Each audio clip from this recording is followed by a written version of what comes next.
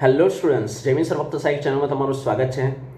હવે જીટીયુની અંદર ડિગ્રીમાં આપણા જે વિદ્યાર્થીઓ બેટા સ્ટડી કરી રહ્યા છે તો કે તમારા માટે જીટીયુ તરફથી એક ગુડ ન્યૂઝ આવી છે અને આ ન્યૂઝ એ એવી છે કે જે તમારા રિઝલ્ટની અંદર જબરજસ્ત વધારો કરી આપશે.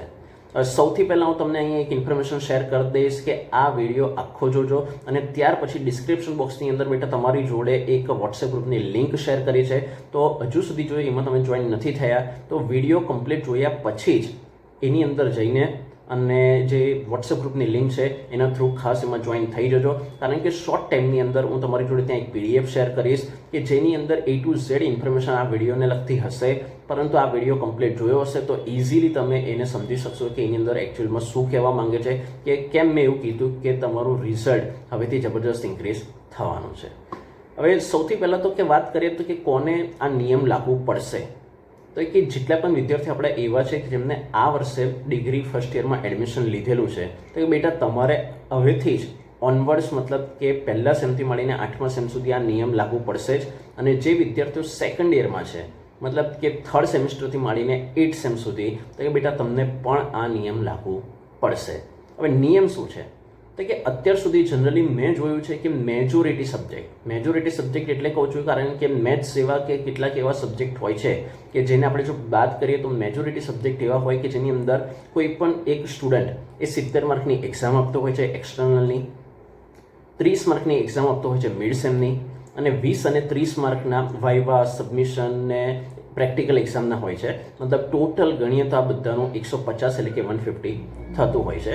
જનરલી મેથ્સના સબ્જેક્ટની અંદર વાઇવા અને સબમિશનના જે આપણે એડિશનલ માર્ક ગણ્યા 20+30 વાળા તો એ નથી હોતા, એટલે એની અંદર જે ટોટલ છે 150 નહીં થતા 100 જ થતું હોય છે.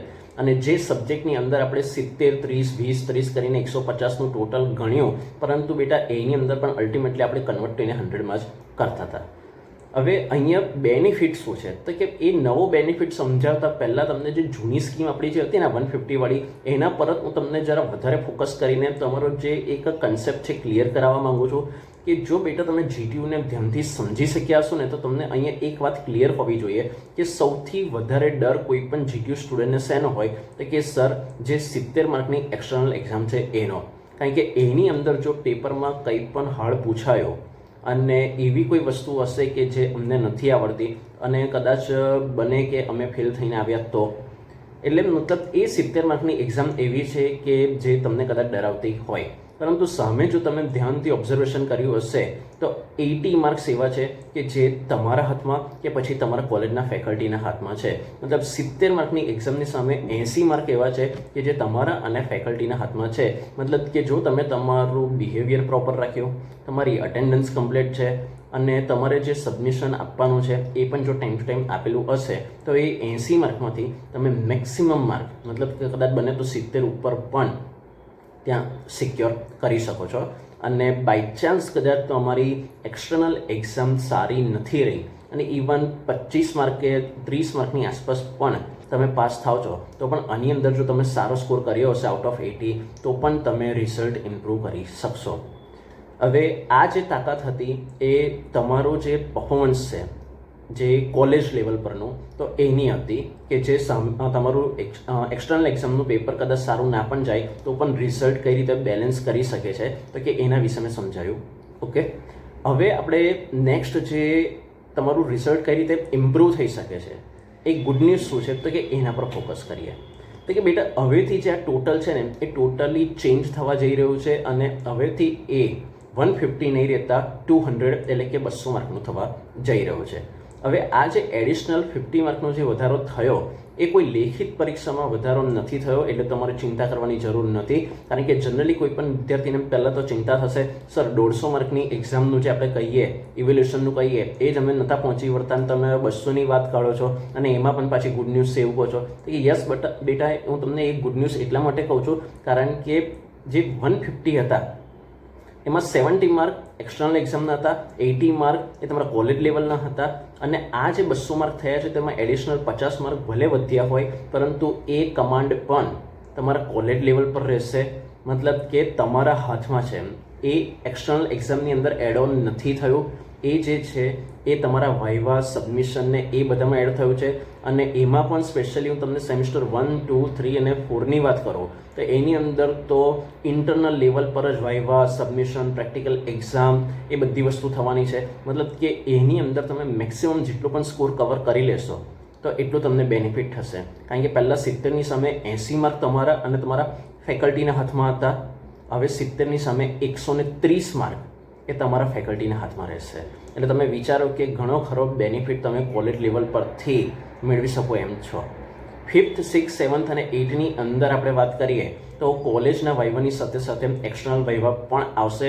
પરંતુ એ એક્સટર્નલ વાઇવાથી એટલી બધી પણ ડરવાની જરૂર નથી કે જેટલો ડર તમને આઈ થિંક એક્સટર્નલ એક્ઝામ જે થિયરીવાળી 70 માર્કની હોય છે એમાં લાગતો હોય. કારણ કે અત્યાર સુધીનું મેં જે જોયું છે તે એ પ્રમાણે એક્સટર્નલ એક્ઝામની અંદર જે રિઝલ્ટ છોકરાઓ મેળવે છે એના કરતાં એક્સટર્નલ વાઇવાની અંદર એ લોકો ઘણું સારું રિઝલ્ટ લઈને જતા હોય છે. અને મોસ્ટલી 99% સ્ટુડન્ટ્સ એમાં પાસ જ થઈ જાય છે. એટલા માટે મેં કીધું કે 70ની સામે જ્યારે 80 માર્ક હતા અને હવે 70ની સામે જ્યારે 130 માર્ક છે બેટા, બરાબર. ફાઇનલી કન્વર્ટ તો એને 100 માર્ક કરીને પછી એ લોકો કરશે. પણ અત્યારે જે લેવલ પર આપણે ઊભા છે 70ની સામે 130, એટલે તમે વિચારો કે તમારે હવે મેજોરિટી ફોકસ જે છે એ આના પર આપીને કઈ રીતે તમે કોલેજ પરથી મેક્સિમમ સ્કોર મેળવી શકો છો. અને એમાં પણ જો 130માંથી લગભગ 110 કાં તો 120 જો તમે ત્યાં ગેઇન કરી ગયા, મેળવી ગયા, બરાબર, એ એચીવ કરી લીધું ટાર્ગેટ, તો અહીંયા કદાચ થોડુંક 19-20 થઈ પણ ગયું ને આઉટ ઓફ 70ની જે એક્ઝામ સેક્શન, તો પણ તમને એટલી તકલીફ પડે નહીં.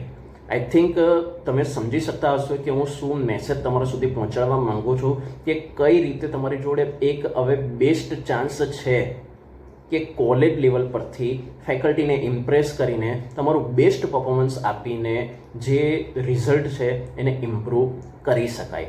આ જે તક છે એ જતી ના કરતા. અને હજુ પણ આના રિલેટેડ જો તમને કોઈ પણ ડાઉટ લાગતો હોય અથવા તો કોઈ પણ જગ્યાએ કંઈ ખબર ના પડી હોય તો ખાસ મને પૂછી લેજો. નીચે કોમેન્ટ બોક્સમાં મેસેજ પણ કરી દેજો. અને એક્સ્ટ્રા બીજી એક વાત તમને શેર કરી રાખું કે હવે આજે 50 માર્ક્સ જે છે તો કે એ માટે એ લોકો એડિશનલ વર્ક કદાચ તમારી જોડે થોડું કરાવી શકે છે. કે જેમ કે કદાચ કોઈ મિની પ્રોજેક્ટ પણ કરાવી શકે છે, બને કે કોઈ કેસ સ્ટડી પણ કરાવી શકે છે, કે પછી કોઈ રિસર્ચ વર્ક પણ કરાવી શકે છે.